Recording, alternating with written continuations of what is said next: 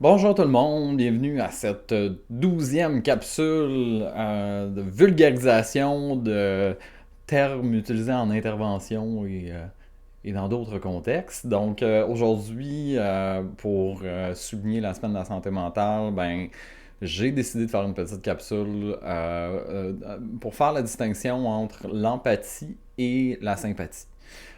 Qui des fois sont confondus. C'est un sujet que j'ai abordé aussi dans mon texte plus tôt cette semaine, mais c'était plus sous un angle de la posture empathique dans un contexte de communication. Euh, Aujourd'hui, je voulais y aller peut-être plus largement au niveau de ce que ça implique émotionnellement, en fait, être dans une posture d'empathie versus être dans une posture de sympathie. Donc, en fouillant sur les interwebs, je cherchais une définition différente de celle qui est dans le texte, puis je suis tombé sur une fiche que l'Astar a créée, que je vais mettre en lien là, sous la capsule. Donc, je vous lis les définitions, puis après ça, on jase. Donc, premièrement, être empathique, c'est se mettre dans la peau de l'autre et comprendre qu'il vit une émotion sans toutefois s'approprier la situation de l'autre. Ainsi, on garde une distance psychologique et on préserve sa propre santé. Versus, être en sympathie, c'est ressentir la même émotion que ressent l'autre. C'est partager sa souffrance et devenir préoccupé car on s'imagine vivre la situation. Ainsi, on augmente son propre niveau de stress. Donc, c'est vraiment intéressant parce que, dans le fond, là, si on peut donner une image, c'est comme si quelqu'un se fait mal, comme le gros orteil sur le point d'un meuble. On s'imagine la douleur ressentie par l'autre. Donc, on essaye de se mettre à la place de l'autre, on se dit, ah oui, ça fait vraiment mal. Versus, on s'imagine la douleur qu'on ressentirait si on était à la place de l'autre. Donc, c'est comme, ah oui, c'est ça. C'est comme si je venais de me cogner le gros orteil. Petite nuance, mais pour le cerveau, la différence entre imaginer l'autre, vivre la situation, versus se mettre à la place de l'autre, c'est pas les mêmes processus cérébraux qui rentrent en ligne de compte. Et il y a vraiment des réactions différentes d'un point de vue physiologique face aux deux comportements.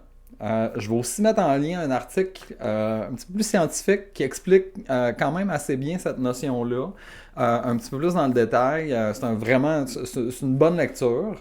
Mais ouais. Donc, ce que ça implique, c'est que dans notre cerveau, on, on a des processus différents pour entrer en relation à l'autre.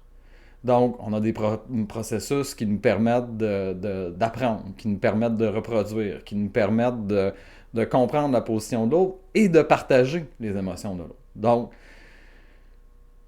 évidemment, la grosse distinction entre l'empathie et la sympathie, c'est la charge émotionnelle qui vient avec qui vient avec la posture différente. Parce qu'effectivement, si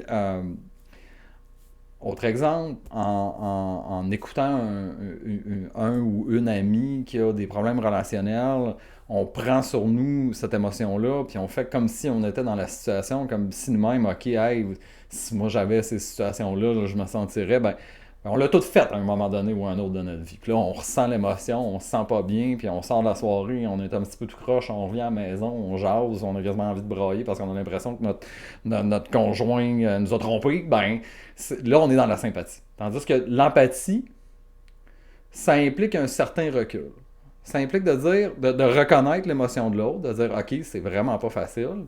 Puis être plus dans une posture d'écoute. Donc, de laisser l'autre expliquer son émotion, puis laisser l'autre vivre son ressenti finalement. Plutôt que d'essayer de, de, de réagir à l'émotion de l'autre.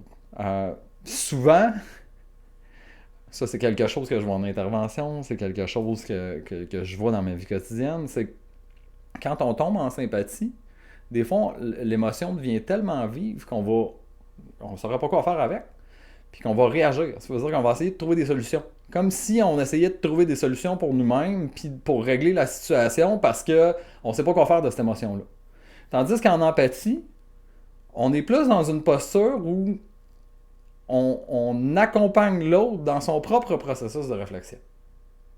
Donc, ça implique de faire la différence entre soi et l'autre. Ça implique d'avoir une certaine compréhension, d'une certaine connaissance de nos patterns, de nos mécanismes, mais aussi de nos sensibilités.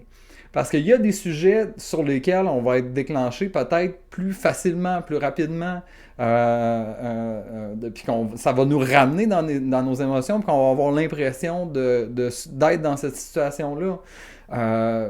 Bon, par exemple, une femme qui a fait une fausse couche, une amie proche vit une fausse couche, la référence de ah ben oui, j'ai vécu cette émotion-là, ça peut devenir très très vif, très très rapidement. Parce qu'il va comme avoir un mélange entre les deux situations. C'est-à-dire que le miroir est tellement proche que plutôt que faire comme c'est sa situation, c'est pas la mienne, ça devient très très très difficile. Donc, après ça, l'empathie, comme on se dit, c'est se mettre à la place de l'autre. Des fois, ça demande du travail. Par exemple, quelqu'un qui fait de l'anxiété, quelqu'un qui va avoir des pensées irrationnelles, des craintes qui, à l'extérieur, font pas de sens. Pour quelqu'un qui l'a jamais vécu, qui a jamais été à l'intérieur d'une crise de panique, à l'intérieur des difficultés, des tensions qui peuvent être créées, puis à l'intérieur de la compréhension que tu le sais que le mécanisme il est irrationnel, mais tu n'es pas capable de l'empêcher, ben, avoir de l'empathie, donc être capable de se mettre à la place de l'autre, ça va demander un effort de compréhension plus grand. Et là, des fois, dans ces situations-là, ben, encore une fois, on peut tomber dans la sympathie. Donc, vivre de la tristesse, de la pitié pour l'autre. Faire comme ah, ben oui, c'est difficile. Ben oui, hey, je suis vraiment triste pour. Puis, quand on fait de l'anxiété, ben, c'est pas le genre de réponse qui est réconfortante. Des fois, juste le silence, puis juste dire hey, je comprends vraiment pas, mais ça a pas l'air facile. Là, on est dans l'apathie. Là, on est un petit peu plus dans la justesse. Puis ça peut permettre à l'autre de nous expliquer puis d'augmenter notre compréhension aussi du phénomène en arrière de ça. Donc, je pense que l'empathie, c'est aussi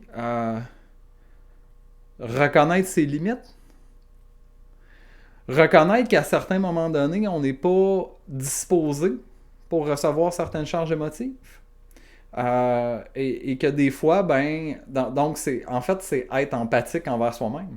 Être capable d'identifier ses propres émotions puis de dire, oh, si je me rends disponible là, je serai pas une bonne écoute, je risque de réagir, je risque de prendre sur moi, puis en bout de ligne, on va se tirer toutes les deux vers le bas. Ça, c'est l'autre chose qui est plus difficile quand on est en relation. Être capable de poser ses limites, être capable de les reconnaître. Parce qu'en bout de ligne, l'idée, c'est de trouver un juste équilibre entre accompagner l'autre et prendre soin de soi. Et là, on rentre dans un tout autre sujet. On pourrait parler de limites personnelles, d'égoïsme versus de l'égocentrisme, le don de soi et de toutes ces autres questions-là. Je pense que je vais garder ça. Donc on va compléter ça là-dessus. Donc, l'empathie, c'est se mettre à la place de l'autre. La sympathie, c'est prendre l'émotion de l'autre comme si on la vivait. Si vous avez des questions, si vous avez des désaccords, vous pourriez dire ben non, moi c'est pas comme ça que je le comprends. N'hésitez pas, ça va me faire plaisir. Vraiment, ça va faire un live un moment donné puis en jaser. N'hésitez pas à m'envoyer des messages, à laisser un commentaire, puis ben à la semaine prochaine.